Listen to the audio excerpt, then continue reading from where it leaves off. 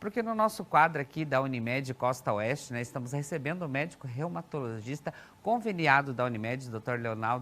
Leonardo, né, Smith, que vai falar sobre reumatismo. E se você tem alguma dúvida, quiser interagir com a gente, pode ficar à vontade. 459-925-4747. Boa tarde. É um prazer receber o senhor novamente aqui, doutor Leonardo. Boa tarde, prazer é todo meu. E o senhor viu que deu bastante aí perguntas já quando a gente falou que o tema era reumatismo. Isso está incomodando muito a população, doutor? Sim, sim, são várias doenças que existem, né, na nossa área da reumatologia, né, e muitas delas são bem comuns aí na população em geral e gera muitas dúvidas, né, sempre tem muitas dúvidas a respeito dessas diversas doenças aí na reumatologia. Legal, mas o reumatismo, então, ele não significa um diagnóstico, né? Exatamente, esse é um termo, né? Esse termo é um termo antigo, já vem lá do século II depois de Cristo, né? Ele é derivado de uma palavra grega, né? Que significa reus, que quer dizer fluir, né? Então, naquela época acreditava-se que existia uma espécie de fluido que fluía, né, pelas articulações, causando as dores reumáticas, né? Mas é um termo popular, né? Na verdade, não existe uma doença específica com esse nome, são várias doenças diferentes, né?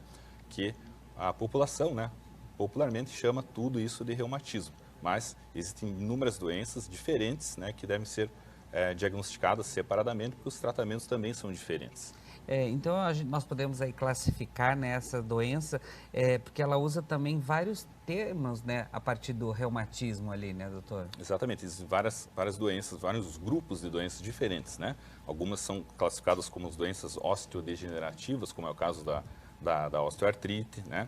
As doenças inflamatórias das articulações propriamente dita, né? Como a artrite reumatoide, a espondilite anquilosante e as doenças autoimunes, né? Como o lúpus eritematoso sistêmico, né? Todas elas são doenças da área da reumatologia. E quais que são os sintomas, doutor, mais comum dessa enfermidade? Porque o reumatismo até tem a piadinha que o pessoal, mas essa é doença de velho e tal. Isso tem uma idade ou não, doutor? Na verdade, não, né? Isso é um dos É um mitos, mito. né? É um dos mitos tradicionais e da reumatologia, essa história de que reumatismo é uma doença que só vai afetar pessoas idosas, né? Não é verdade, existem muitas doenças que afetam jovens, adultos jovens e até mesmo crianças, né? Existem as artrites juvenis, né? Que afetam até mesmo as crianças, né? Óbvio que a boa parte das nossas doenças a prevalência delas aumenta com o passar dos anos, né? Como é o caso da osteoartrite, né? Da osteoporose, né? São doenças que têm uma prevalência maior com o aumento da idade, isso realmente é verdade, né? Mas não é, exclusivo de indivíduos idosos, né? E quais que são os sintomas, doutor, mais comuns? A grande maioria dessas doenças, elas vão ocasionar como se diz sintomas principais, as dores nas articulações. Tá? Dores articulares, né? Inchaço, edema, rigidez, né? As articulações podem ficar travadas, né? Como o paciente Sentir sente-se dores como nas se estivesse juntas, enferrujado né? de manhã cedo, principalmente, né? São sintomas principais que envolvem a grande maioria dessas doenças, né? Mas não todas. O senhor estava comentando também que às vezes, então, até os adolescentes não tem um grupo certo que pode ser propenso ao desenvolvimento do Exatamente. reumatismo? Existem formas de doenças reumáticas que afetam as crianças, né? Como o caso das artrites juvenis, né?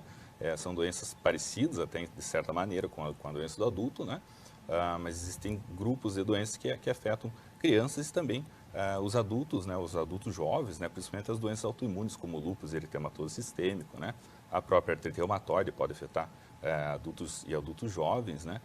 Então, não é uma exclusividade de indivíduos idosos. E tem uma época que aparece mais essas reclamações no consultório, doutor, com frio ou agora com calor, ela desperta mais para as pessoas ficarem atentas com isso também? O frio ele aumenta a sensibilidade à dor, né? Então é bem mais comum, né? Principalmente nas doenças osteodegenerativas, como o caso da osteoartrite, né? O paciente se queixar mais durante os meses de frio e também nos horários que a temperatura está mais baixa, principalmente pela manhã, cedo, né? Já são horários que as pessoas que têm essas doenças osteodegenerativas, como é o caso da osteoartrite, ter mais sintomas, né, durante os períodos de frio. Né? Mas não quer dizer que a doença esteja piorando ou evoluindo, é só um aumento da sensação de dor, uma sensibilidade aumentada. Doutor Leonardo, que dica que o senhor daria para as pessoas ficarem atentas, tipo assim, com reumatismo, esses sintomas? Fala, opa, tem que procurar o médico, porque às vezes eles acabam achando que é alguma coisa normal, vai deixando meio que de lado ali.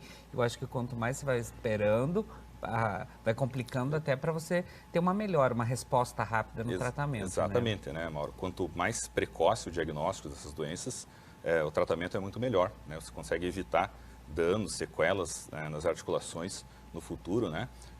O fato de ter dor por si só não é normal, né? A pessoa não pode dizer, só porque eu sou, né, um indivíduo idoso, eu tenho dor, isso é coisa de velho. Não, pelo contrário, qualquer sintoma de dor articular merece uma investigação, né? Isso pode ser decorrente de alguma doença dessas mais comuns, as mais prevalentes, como a caso da osteoartrite, mas o fato de ter dor não é normal, então tem que ser investigado, avaliado para ser direcionado para um tratamento adequado, né?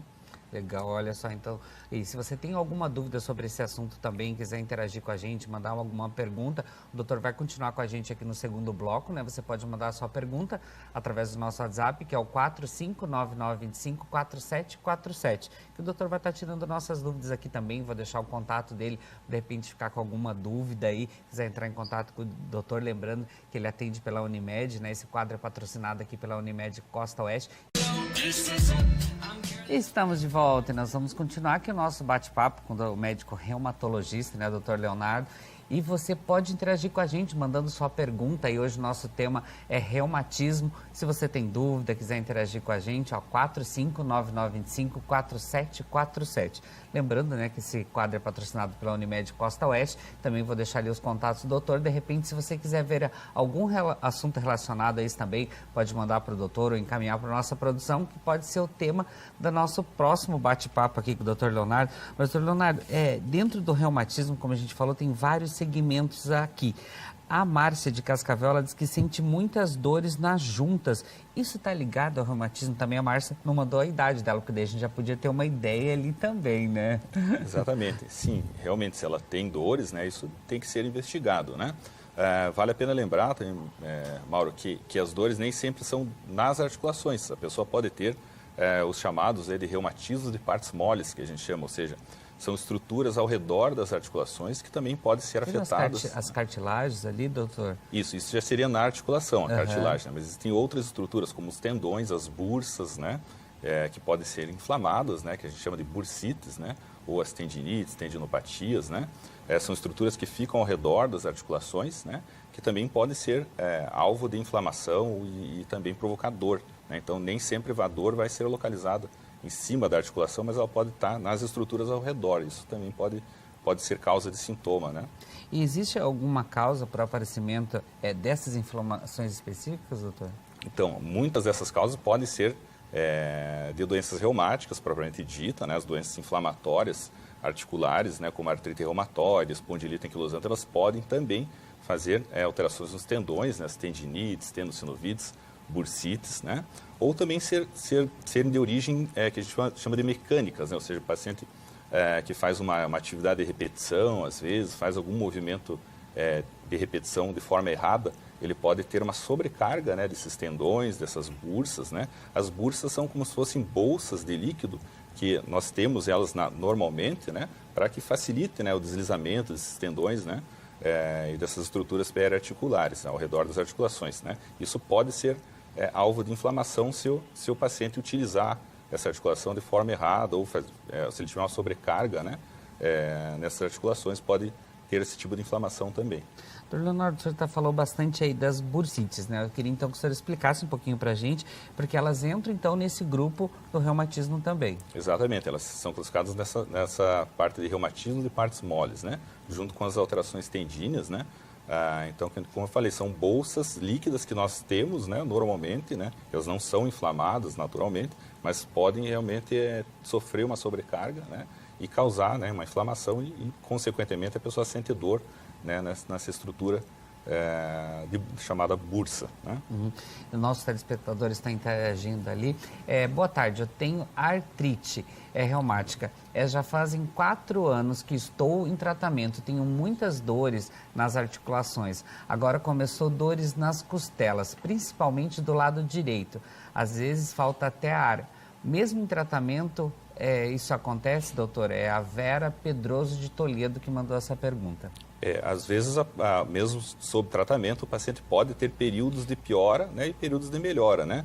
A grande maioria dessas doenças são chamadas doenças crônicas, né? São doenças que não têm cura, né, mas nós temos tratamento para minimizar os sintomas, né, fazer com que ela fique controlada. A gente tem até um termo técnico que a gente usa, que é a remissão, né? Então, o objetivo do reumatologista é induzir a remissão, no caso da artrite reumatoide, que é a pergunta em questão, né? Só que mesmo estando tudo controlado, existem momentos que a doença pode ter uma recaída, uma recidiva, né? Então, nesse momento, muitas vezes o médico tem que fazer uma intervenção, ajustar as doses dos medicamentos, né? Ou até mesmo associar um medicamento novo, né? Para que se obtenha aquele controle.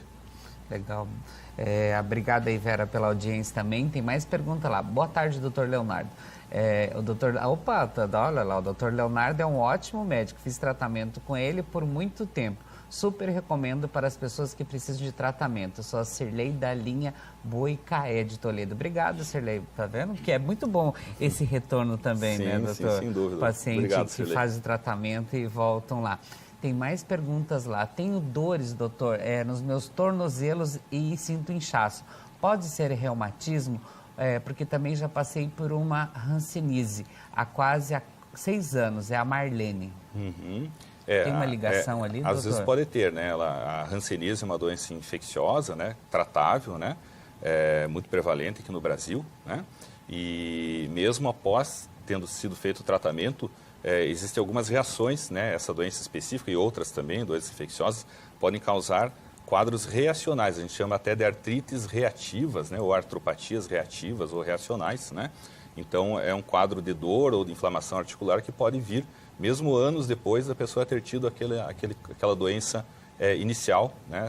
No caso, a hanseníase, ela pode trazer, sim, muitos sintomas articulares. Ela, né, no caso, merece passar por uma avaliação mais específica para ver se isso realmente é um quadro associado com a hanseníase ou pode ser uma doença nova aí, querendo se instalar, né? Doutor Leonardo, mas como é feito esse diagnóstico e o tratamento é feito por medicação, cirurgia? Como que funciona, doutor?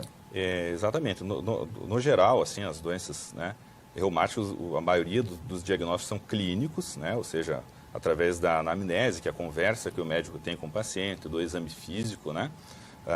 Você consegue chegar a um diagnóstico. Muitas vezes são necessários exames complementares, como a ultrassonografia, né? Radiografias, ressonância magnética, enfim, são às vezes auxiliares, e também exames laboratoriais também são importantes, né? O tratamento dessas doenças, né, na maioria das vezes é medicamentoso, com terapias também que auxiliam, né, no tratamento medicamentoso. Basicamente são a fisioterapia, né, terapia ocupacional, né, são medidas muito importantes que não são medicamentos, mas também auxiliam de forma muito importante, né, nos casos dessas doenças reumáticas, né. E as cirurgias também podem ser necessárias, né, em alguns casos refratários, quando não se tem uma resolução com tratamento convencional. Aí na maioria das vezes, quem faz a cirurgia são os colegas ortopedistas, né? Quem opera essas articulações, né, quando há necessidade.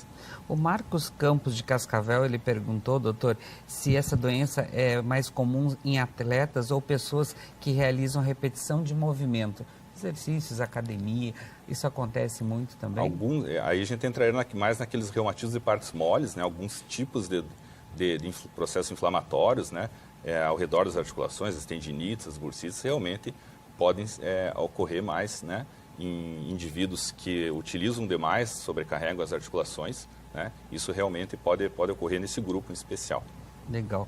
Quero agradecer ao doutor aí por ter tirado nossas dúvidas. E olha só, se a gente não respondeu sua pergunta aqui, que não deu tempo aqui, você pode mandar direto daí nos contatos do doutor ali, lembrando que ele atende pela Unimed Costa Oeste também. Você pode tirar suas dúvidas e dar o consultório também. Doutor, muito obrigado. Obrigado, eu que agradeço. Boa tarde aí de consultório também. Obrigado, eu que agradeço.